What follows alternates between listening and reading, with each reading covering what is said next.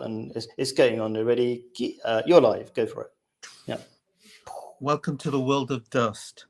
And I'm from Speaker's Corner. I am profoundly passionate about humanity and the growth of humanity through communities and with law and with communication of people that would not necessarily agree with, but necessarily we are in the same world. So therefore, it's of vital importance to learn how to communicate.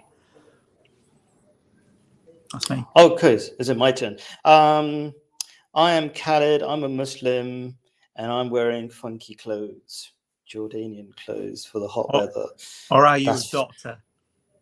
Oh yeah. I mean, I'm going to step back and let you decide. 1 second. Hey. So you have to decide now. Am I a doctor? What's really going on here? So yep. We used to meet each other in person every week for coffee morning, and then before that we used to meet at Speaker's Corner and debate stuff and whatever. But now I've moved to Jordan. We can't meet in person, so we're carrying on the tradition, the wonderful tradition. So, and I'm a Muslim. I like to talk about things that affect positively, practically affect our happiness. That's what I talk about. So clearly global warming is going to be one of those. So dust, this is the topic you picked. Do you want to go for it? Voila. The dust is now on the clock. The chess clock is so that we can moderate our own speaking time. This is me speaking. I get 10 minutes to speak. Khaled will get 10 minutes of his time, so we don't consume all time in all reality of all streams, and actually give each other enough airtime to be able to feel that we have articulated our ideas and concepts accordingly. Right, I've wasted 30 seconds on that already. Global warming. This is an absolute horror show which is happening right now. This is fundamentally affecting everyone on the planet. There is nowhere on this planet that will not be affected by this. The next worst thing, of course, is thermonuclear war. That's the only topic that's any worse than the global warming topic. And why is it so bad? Well, it horrifically damaged the environment that we live in. We all have to breathe. We all have to eat food. We all need water. We all need these facets are fundamental to each community.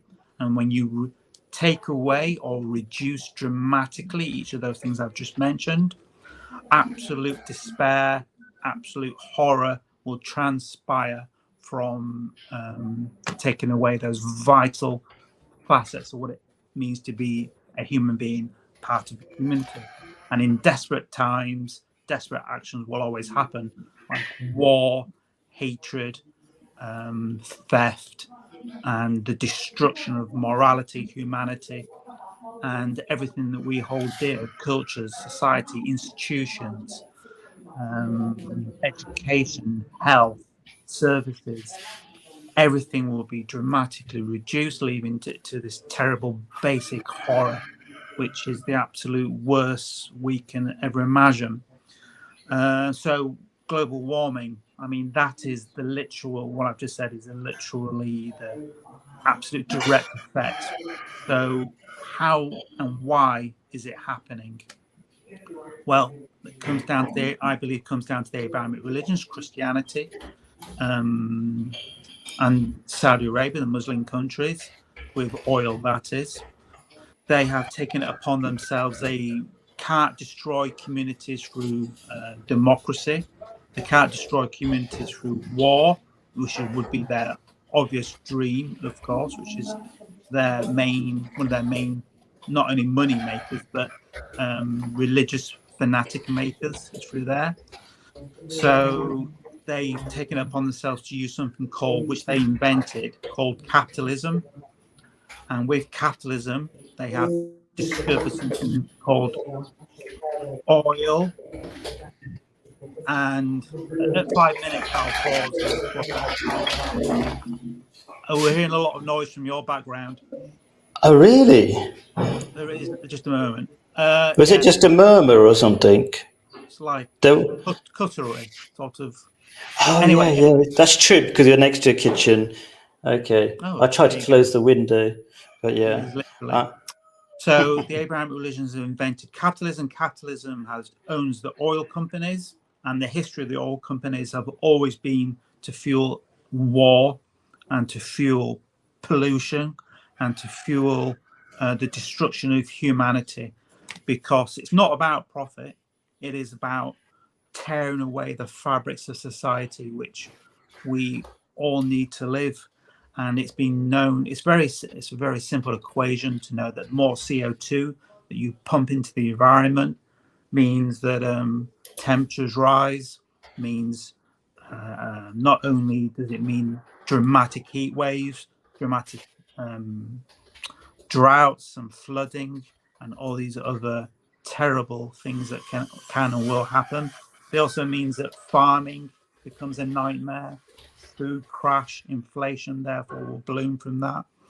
So it's a powerful and destructive tool which is man-made by the Abrahamic religions to foster an absolute impoverished society, which therefore destroys any chances of happiness, community, and the development and technology and society as a whole. And so I'm going to pause there so you can come back and talk, and or just start your opening speech as well, of course. So did I press the button? Yeah, I pressed the button. Yeah. Good. I'm glad. So I think beginning, there are loads of great points. I was making notes as you were talking, but the obvious first one is, are we on the verge of environmental collapse? And even before that, because I'm a Muslim, I like to start with a verse of the Holy Quran, which starts to discuss that as well as other similar topics like suffering, which are related. So the Quran says, and when this is like a sort of a story of a conversation to express an idea. So it doesn't exactly have to happen in this exact form practically. But anyway, and when your Lord said to the angels, I'm about to place a vicegerent, let's say a shepherd or somebody responsible for the earth, and that is basically human beings. They said, will you place therein such as will cause disorder and shed blood? And we glorify you, God, and praise and extol your holiness. God said, I know what you know not. And there's a few verses that continue, which essentially say that when human beings, this verse is are definitely capable of creating disorder, which I would categorize one of those ways is through troubling the environment, creating imbalance in the environment, overusing material goods at the cost of the environment, without being in balance with the environment, as I said. That's one thing. So there's certainly that can be possible, but how do you solve that? It's something, what's his name? Martin Luther King Jr. I believe it was a junior one. The civil rights guy, he was a junior version, was he? That is correct. I was reading his book yesterday. Interesting. So he said an interesting thing, which I like. He said, until the laws of man are in line with the laws of God, there will be no peace, I believe he said. Something along those lines. That sounds exactly like him. Yeah. So the laws of God are just natural laws, and they've been shown to be natural laws because they've stood the test of time. So, when people don't get married, things go wrong. When people try to have relationships outside marriage, that goes wrong. When people go away from spirituality, they overcompensate with materialism. That's essentially the main problem we're suffering in the environment at the moment.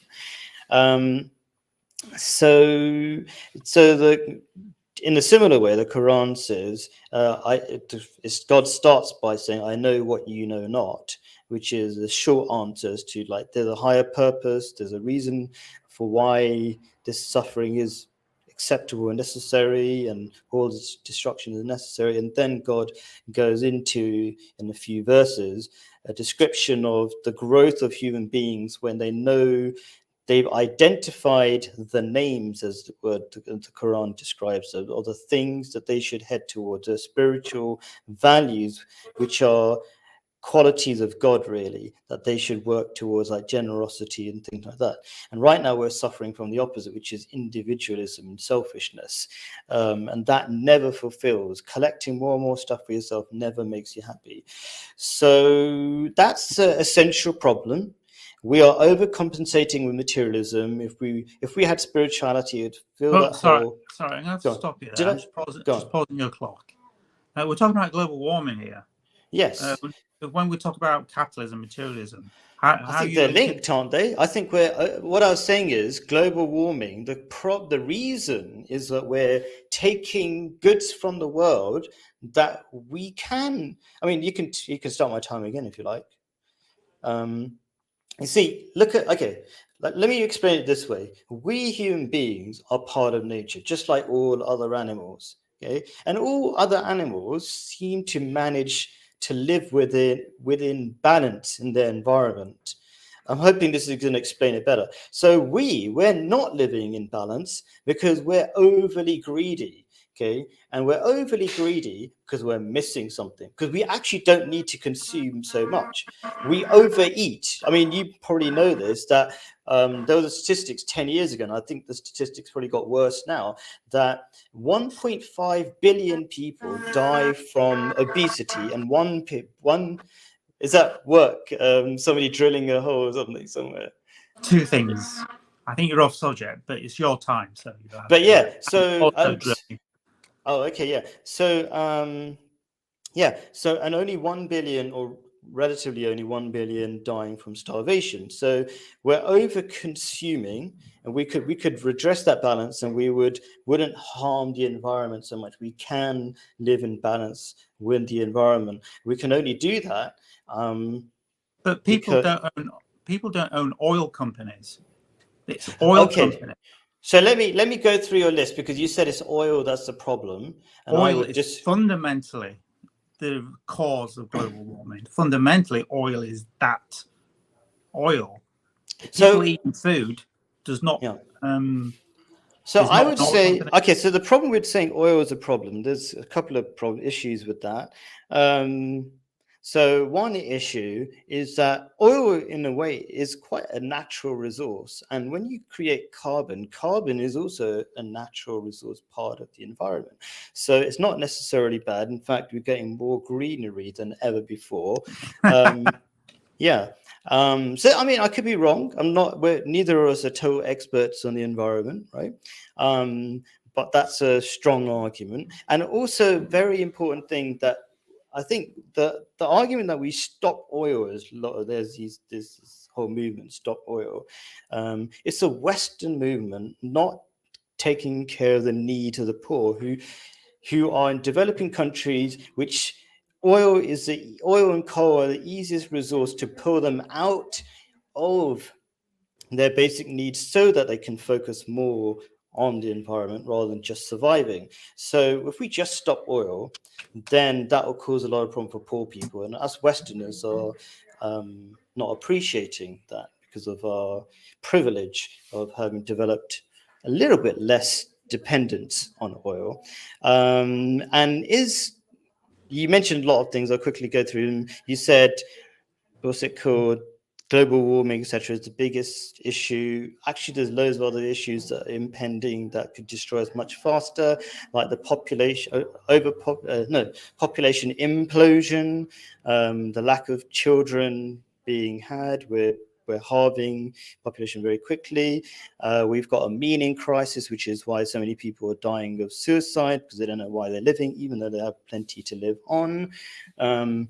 Relationships are failing, poverty, things like that. So these are also major issues. You don't regard global warming as an issue, then? I see. So, thank you for reminding me. So it's an issue that's going to take over 100 years or hundreds of years before it really affects us. And let me explain it a different way, back to the verse of the Holy Quran, that we are sort of vicegerents. We're taking some level of responsibility. There's some level of cause and effect, but we are not masters of this world.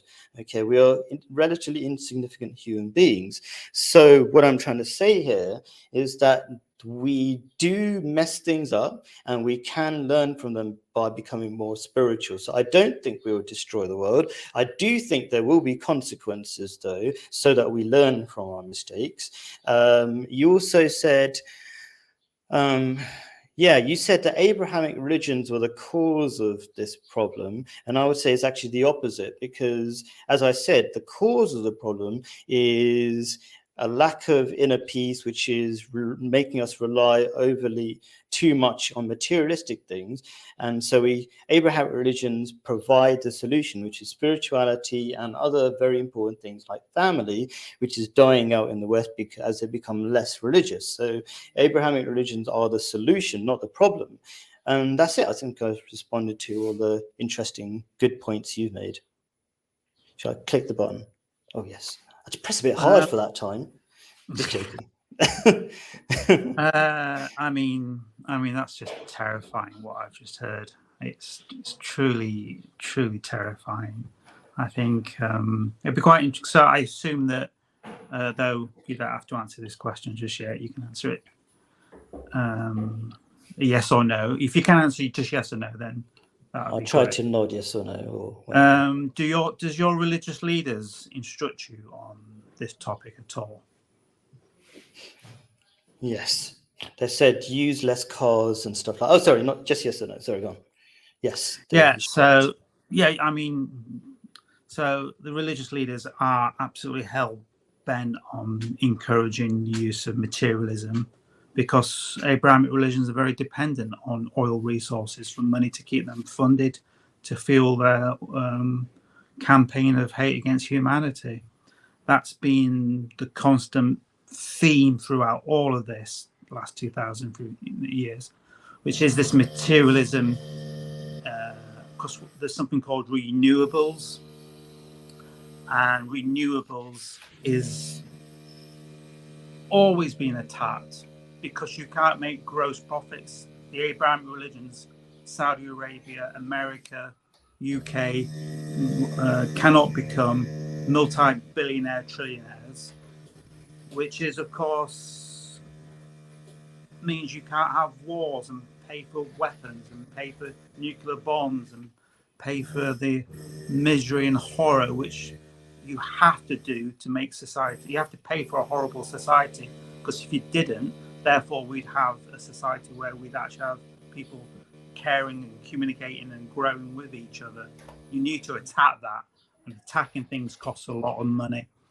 I mean, attacking the poor, I mean, what a statement that is. I mean, that's one of the great ironies, one of the greatest ironies I think I've ever heard in my life. I think if you attack someone's planet they're living on, which is the poor and the rich, by the way, that is the ultimate attack. If you can't breathe air without having carbon particles being embedded in your lungs, causing disease and death, then that's an attack. It's amazing that you could say such a sentence with such glee and grandeur without realizing at any stage how the world today, the Abrahamic religions have created through capitalism, is total repression, total war, total hatred, total poverty, total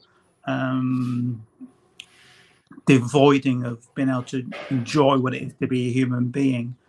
And we're fed the idea through our education system, our news and media, that materialism is the way forward, and you just consume and consume and consume, and that's the only way to live.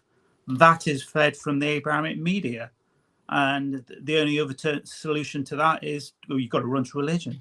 It's either one or the other, and yet there is a whole range of ideas, concepts, and spirituality, and other religions as well, which don't actually engross themselves in materialism and the seeking of gross profits, which is constantly the theme of Abrahamic religions. Just look how expensive your religious institutions are. There's churches, synagogues, and mosques. Well, they don't come cheap. They cost an awful lot of money. They really demonstrate their material over the humanity just in the buildings that they enter into. But gold is pretty, and covering stuff in gold is what material people like to do. So renewables, absolutely the way forward, and that means solar panels, investing.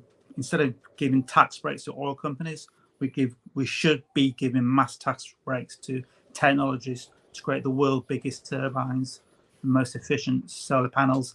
And if you look into the science at the moment, each year there is huge gains in efficiency done in these areas, leading to a society where we can actually appreciate that the energy that we're using is actually not destroying the planet, and we become, as human beings, through education, not just into materialism, not just into religion, but in other ideas of humanity, we can learn to use this energy to better ourselves through music, poetry, science, and electricity, and other great developments that humanity is giving us today. It's like internet stream in front of us. There's some trucks going past, but I can't see where. Anyway. Oh yeah, did I press a button? Oh, good. Okay. So a lot of good points you made. Let's start with renewables. So renewables don't work efficiently yet. I'm not against them. Let me be clear. I want us to keep investing in technologies and learning.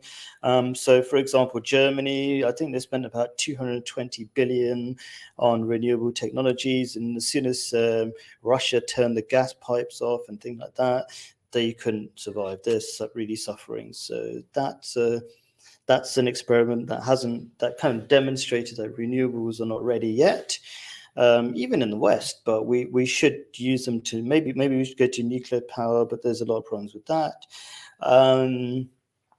Who is responsible for wars? I feel like, I'm not sure if it's a side topic, but it is a topic that was mentioned in this verse of the Quran about shedding blood. That's something we humans like to do when our evil side takes over.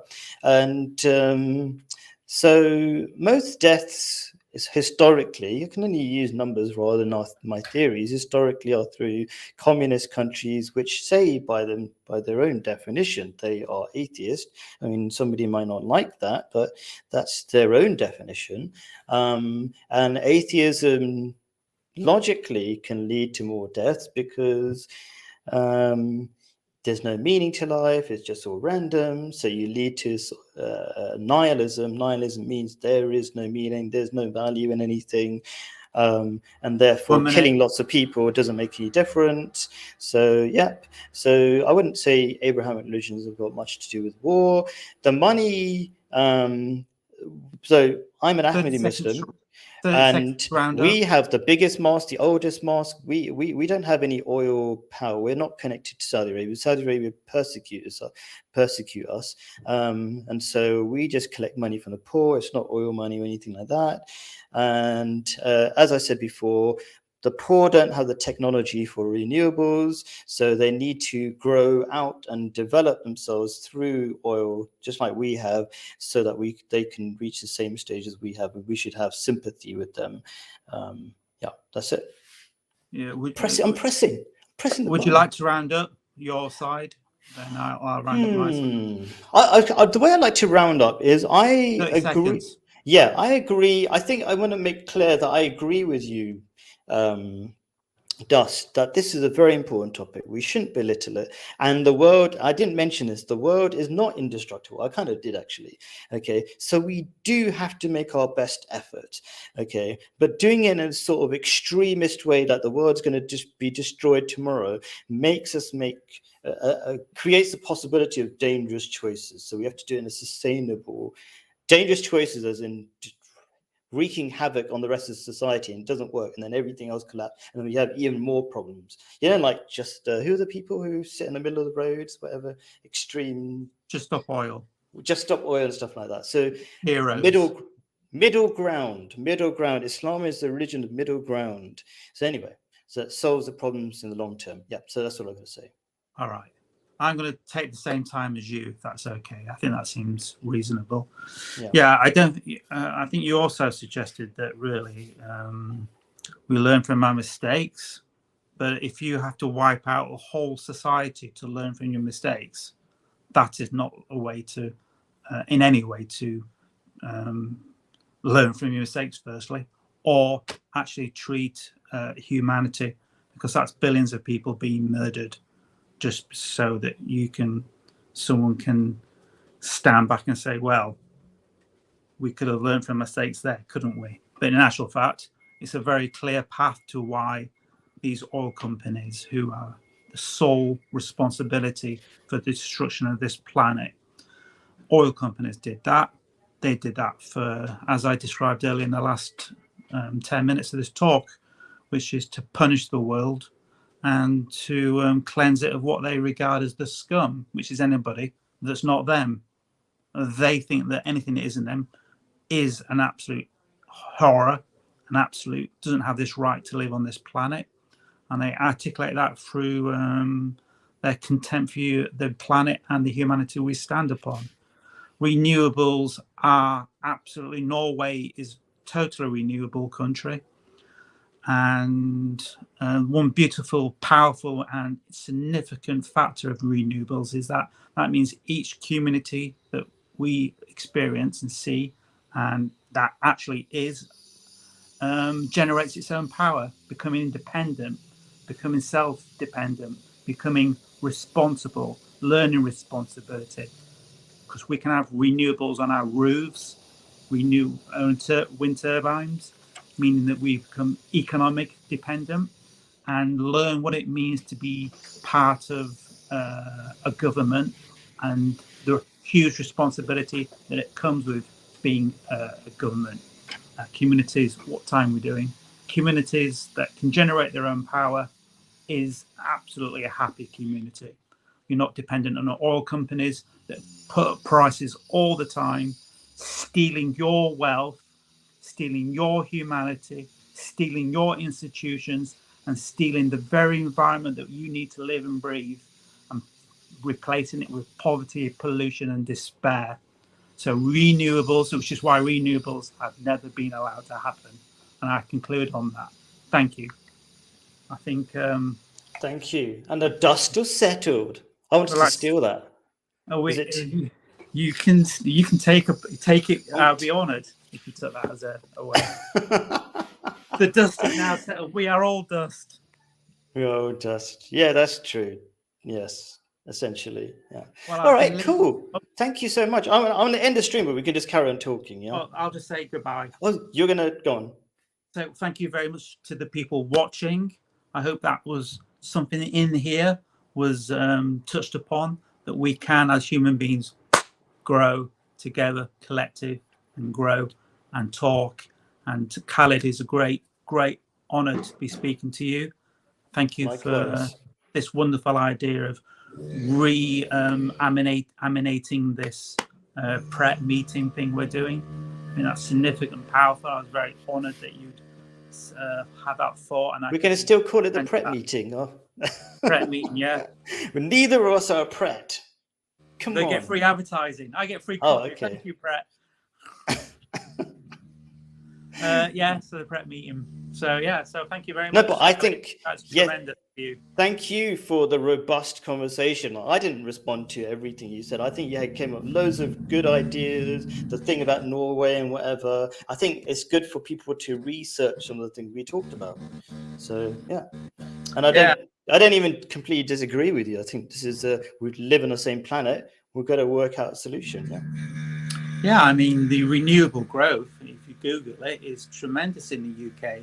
Even though our own government and other governments across the world are trying to repress the renewable sector constantly. Even so, the actual growth of renewables is growing tremendously. It is a wonderful thing to see. Like in Brighton, when you're on the beach, look out, just see wind turbines all across the horizon in Brighton. Such a beautiful site. Not a nuclear power station, which is just pumping out pollution constantly. I mean, you're a person in nature and appreciate nature. Does it ruin the sea line or the skyline with millions of turbines? What ruins the skyline is air pollution, is nuclear waste. Having a wind turbine which can be dismantled in 100 years' time, if so be, if we invented more things, it's a temporary installation. But the thing with nuclear, once you dump that out in the sea or under the ground, it's there permanently. It never goes away, and it is constantly killing, constantly destroying, constantly deteriorating all societies and environments that engaged in this gross and disgusting act. Nuclear power stations, their main function is to build nuclear weapons. That was their primary purpose, was not to give society energy, which it has become, of course, but to develop nuclear weapons, because no nuclear weapon can be made without a nuclear power station, because in the fusion of the elements creates the core for a nuclear bomb. Wow. That's why nuclear power stations are needed. I'm going to research this. See, there's so many interesting things to research. So to make a nuclear bomb, very dependent on nuclear power stations existing. I'm going to research. That's a very interesting. Yeah. Okay, cool. Watch Oppenheimer. Recommend that. Oh, I thought you told me it was rubbish, but anyway, maybe it's just not brilliant. It's not brilliant, but I'm not saying it's brilliant. I'm just saying watch it, and it's good. It's a good springboard. Okay, yeah. And to Googling and YouTubing the Manhattan Project, Oppenheimer himself, and how these events clashed to produce a nuclear bomb, which the actual scientists themselves tried to stop after the World War II. They were trying a lot. Oppenheimer, Einstein, socialist, was tried to spend all their time and energy to stop nuclear weapons spreading and multiplying. They failed. So many good things to research. Very good. It's good. It's like a class, and then you got lots of homework to do. Excellent. I'm going to end the live stream here. Goodbye. Bye. But not me.